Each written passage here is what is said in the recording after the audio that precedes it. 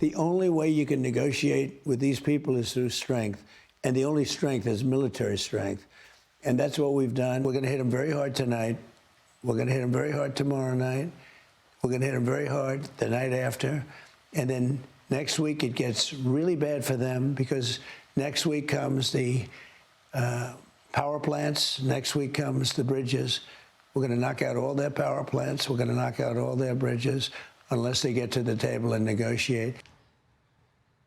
President Trump with those comments to Fox News before the U.S. followed through with massive new strikes against Iran. CENTCOM revealing this morning's rare daytime strikes targeted Iranian coastal defense systems and cruise missile storage sites to degrade Iran's capability to attack ships in the Strait of Hormuz. This is Axios reports that Trump held a meeting in the Situation Room yesterday following his interview with Fox News. Axios' sources said that the meeting was, quote, to discuss a massive offensive in Iran that will be wider in scope than the current strikes around the Strait of Hormuz, and that Trump appears willing to escalate the war to cause enough damage that the Iranian regime will open the Strait of Hormuz and accept Trump's nuclear demands. And with that, we go to senior correspondent Mike Tobin, live in Tel Aviv with the latest. Mike.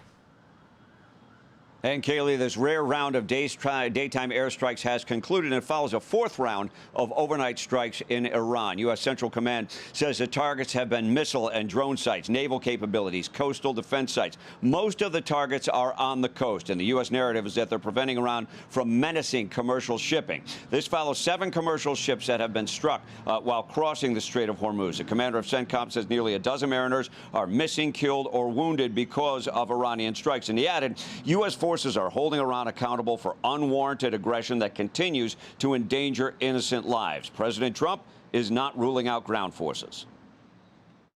Are you ruling out a ground campaign in a limited capacity? I don't want to say that either, but I would say no if I thought it was appropriate. I'd say sometimes you need a ground campaign, but we have other people that will do the ground campaign for us. But we already hit Cargill. And as far as taking it is concerned, if we degrade them far enough and deep enough back, I would do that.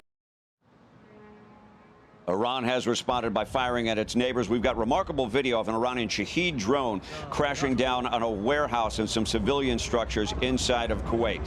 Now, there is an historic development that has been overshadowed by everything that's happening in Iran, and that is the fact that Israel and Lebanon have been negotiating. They wrapped up 2 days of negotiations in Rome, and what they're working on right now is establishing these zones in southern Lebanon from which Israel could withdraw. And the idea is that the Lebanese armed forces, or the Lebanese army, would backfill where the Israeli defense force has been, with the idea that they would prevent Hezbollah from showing up in those zones and firing at Israel. Kaylee, guys, back to you.